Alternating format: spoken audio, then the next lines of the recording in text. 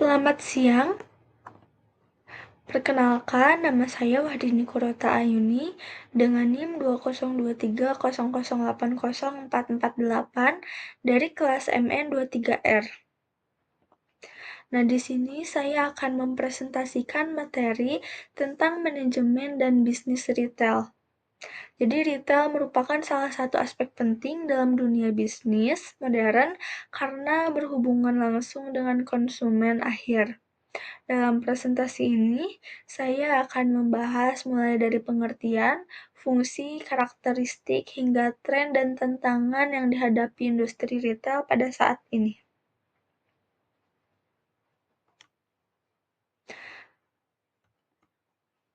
Nah, yang pertama ada pengertian retail. Kata retail berasal dari bahasa Prancis yang berarti memotong atau memecah sesuatu. Maknanya, retail adalah aktivitas menjual barang atau jasa langsung kepada konsumen akhir, dan hanya untuk dipakai sendiri, bukan untuk dijual kembali. Contoh sederhananya bisa kita lihat di toko seperti Alfamart atau warung kelontong. Mereka membeli barang dari distributor dalam jumlah yang besar, lalu menjualnya kembali dalam jumlah kecil kepada konsumen. Retail menjadi jembatan antara produsen dan pengguna akhir, memastikan barang sampai ke tangan konsumen dengan mudah. Nah, selanjutnya ada pengertian dari manajemen retail. Jadi, manajemen retail adalah segala upaya dalam mengelola bisnis retail, mulai dari perencanaan keuangan, pengelolaan sumber daya manusia, pemasaran, hingga operasional toko.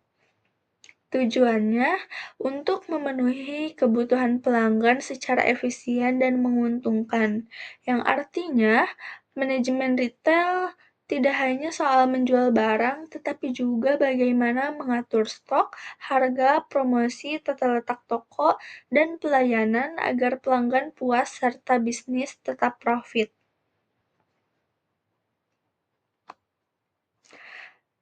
Nah, retail ini memiliki 4 fungsi utama.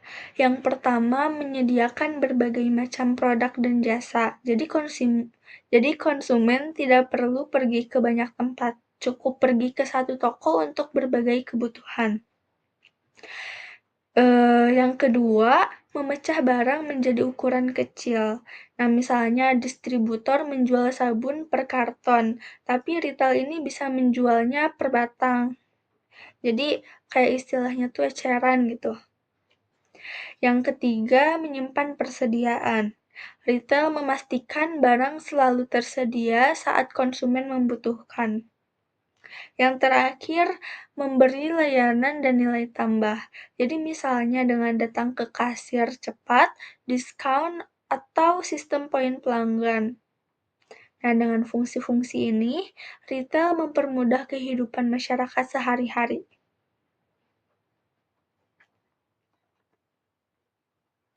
Nah, selanjutnya retail ini memiliki karakteristik yang bisa dilihat dari jenis produk yang dijual, tingkat pelayanan, harga, dan media penjualan. Nah, misalnya nih, minimarket menawarkan produk kebutuhan harian dengan pelayanan yang cepat. Selanjutnya ada toko busana yang menonjolkan pelayanan personal dan variasi mode. Sementara toko mainan anak lebih fokus pada pengalaman berbelanja yang menyenangkan gitu. Jadi, karakteristik ini menentukan strategi pemasaran setiap jenis retail. Selanjutnya ada paradigma retail tradisional.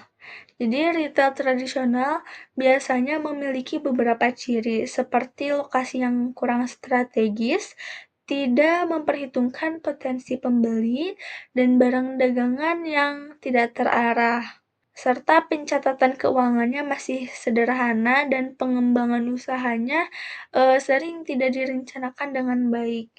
Nah, tapi retail tradisional tetap punya keunggulannya tersendiri, yaitu kedekatan sosial dengan pelanggan dan fleksibilitas harga.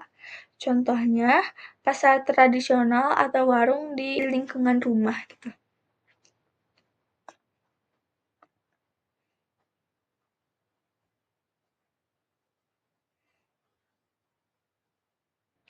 Selanjutnya, paradigma retail modern.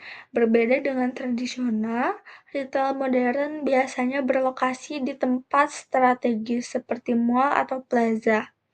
Mereka ini melakukan prediksi potensi pembeli, seleksi ketat terhadap merek, serta menggunakan sistem pencatatan yang terkomputerisasi. Jadi semua ini dirancang untuk efisiensi dan pengalaman pelanggan yang lebih baik. Retail modern juga memiliki strategi pengembangan usaha yang terencana. Contohnya seperti Alfamart, Indomart, Transmart, terus Multiglosir, dan lain sebagainya. Nah, selanjutnya ada perbandingan retail tradisional versus retail modern.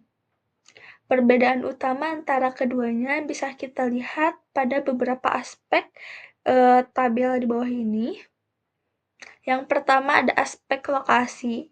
Jadi retail tradisional biasanya di area lokal, sedangkan retail modern berada di tempat yang lebih strategis. Yang kedua ada aspek barang. Retail tradisional tidak terlalu selektif, sedangkan retail modern melakukan seleksi yang ketat. Yang ketiga ada aspek keuangan. Retail tradisional sering campur dengan keuangan pribadi. Misalnya lagi gak ada kembalian nih, ya udah pakai keuangan pribadi dulu aja gitu. Jadi itu tercampur gitu. Sedangkan retail modern ini lebih terstruktur, nggak kayak gitu. Yang terakhir ada aspek teknologi. Retail tradisional belum menggunakan teknologi terkini atau masih manual, sedangkan retail modern ini sudah menggunakan teknologi yang lebih digital. Nah, dengan digitalisasi, retail modern lebih efisien dan mampu bersaing di era global.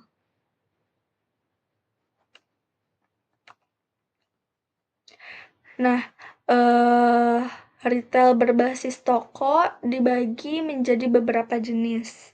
Yang pertama, specialty store, yaitu toko khusus seperti sepatu atau kosmetik dan yang lainnya. Yang kedua, ada supermarket. Ini biasanya menjual kebutuhan rumah tangga. Yang ketiga, ada department store, biasanya menyediakan berbagai produk fashion dan rumah tangga. Yang keempat, ada discount store, yaitu menawarkan harga murah, tapi layanannya tuh lebih terbatas.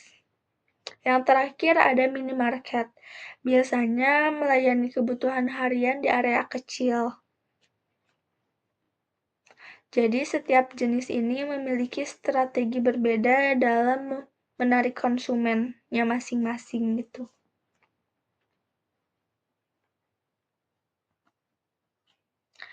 Nah, selain toko fisik juga, retail bisa dilakukan tanpa toko atau biasa disebut non-store retailing. Nah, contohnya yang pertama ada e-retailing, yaitu penjualan online seperti Shopee dan Tokopedia. Itu kan nggak ada toko, nggak ada wujud aslinya gitu. Biasanya di online store kayak gitu. Yang kedua ada direct selling, yaitu kayak Oriflame atau MLM yang jual langsung ke orang-orangnya gitu, ke customer-nya. Yang ketiga ada television home shopping, seperti promosi di TV. Biasanya itu tuh cuma iklan doang. Kalau iklan di TV kita lihat, kita beli. Yang terakhir katalog dan surat langsung, yaitu seperti mengirim brosur atau email promo. Perkembangan teknologi ini membuat model non-toko ini semakin dominan daripada retail tradisional tadi. Selanjutnya ada sistem distribusi retail. Dalam distribusi retail ada dua jenis, saluran utama. Yang pertama ada saluran tradisional, yaitu dari produsen ke grosir, ke retail, dan terakhir baru ke konsumen. Yang kedua ada saluran vertikal atau modern, yaitu seluruh proses dikendalikan oleh satu sistem. Misalnya perusahaan besar nih ngelola langsung distribusi hingga ke penjualannya langsung itu. Jadi sistem vertikal biasanya lebih efisien dan sering digunakan oleh retail-retail besar.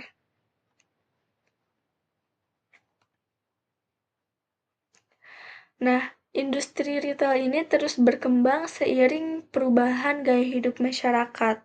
Kini muncul berbagai format baru seperti convenience store 24 jam dan e-commerce. Nah, retail besar ini makin mendominasi pasar, sementara retail asing sempat masuk ke Indonesia kayak Carrefour, sama Giant gitu. Jadi globalisasi ini memacu peningkatan standar pelayanan, kualitas, dan penggunaan teknologi.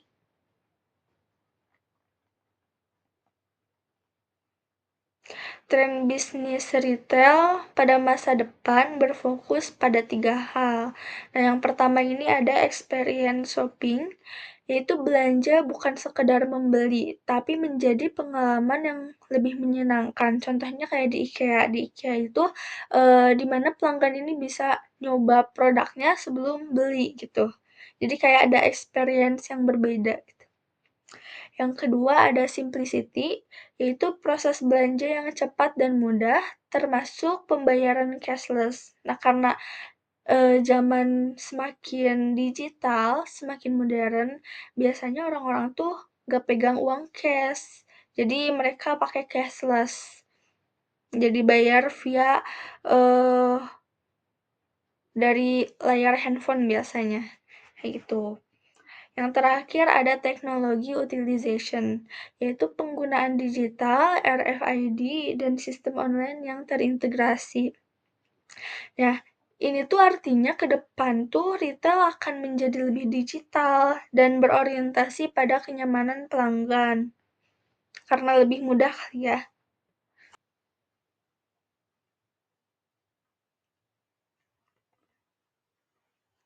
Nah, meskipun berkembang pesat, bisnis retail ini menghadapi banyak tantangan, yaitu persaingan semakin ketat antara online store dan offline store.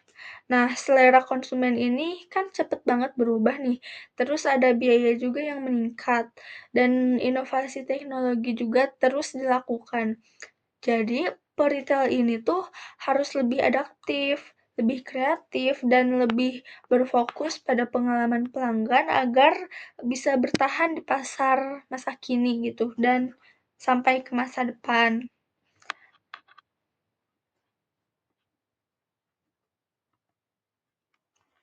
Nah, sebagai contoh nyata di Indonesia, Indomaret menjadi simbol keberhasilan retail modern.